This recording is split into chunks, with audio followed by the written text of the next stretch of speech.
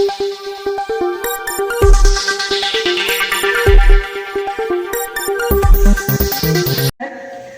या ठिकाणी मी जे उभे आहे, ज्या आत्मविश्वासाने तुमच्या समोर बोलत आहे,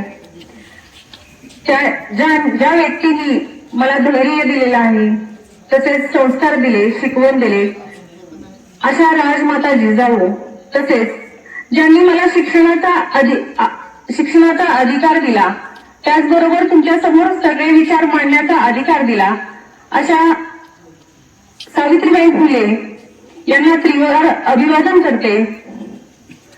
आदरणीय व्यासपीठावर विराजमान सर्व उपस्थित मान्यवर, आपल्या सर्वांचे प्रेरणास्थान आदरणीय बाबा, त्याचबरोबर सर्व गावातील ग्रामस्थ, प्रतिष्ठित मंडळी आणि माझ्या मतदार बंधू आणि भगिनींनो, आज या ठिकाणी मी सर्वप्रथम तुम्हाला माझी एक छोटीशी ओळख करून देते। मी सौ स्वाती विकास तरटे। त्या अगोदर मी माझ्या पतींची ओळख तुम्हा सर्वांना तर परिचित आहेच। ते एक सुशिक्षित मुदोली कॉलेजवर अध्यापनाचे काम करतात। त्यांचं 11 विषयांमध्ये MA आहे, एवढे ते उच्च शिक्षित आहेत।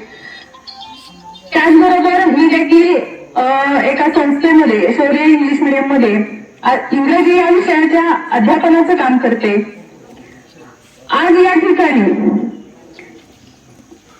मला बाबांनी जी संधी दिलेली आहे, आपण जर शिक्षणाबरोबर काही शाश्वत बदल घडवून आणायचे असतील तर त्यासाठी आपल्याला राजकारणातून काही गोष्टींची आपल्याकडे क्षमता असण्याची गरज असते। त्यासाठी आम्ही म्हणजे हे क्षेत्र निवडलेलं आहे आणि त्याबरोबरच बाबांनी देखील यामध्ये संधी दिलेली आहे।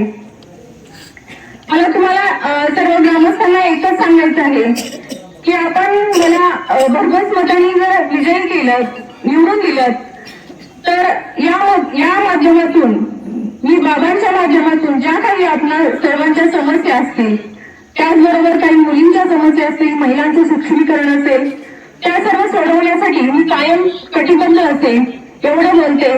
त्याचबरोबर माझ्याबरोबर जे निलेश भाऊ आहेत त्यांना, तसेच मला धनुष्यबाण या चिन्हासमोरील बटन दाबून विजयी करावे अशी विनंती करते आणि संयोजकांनी या ठिकाणी मला बोलण्याची संधी दिली त्याबद्दल त्यांचे आभार मानते। धन्यवाद।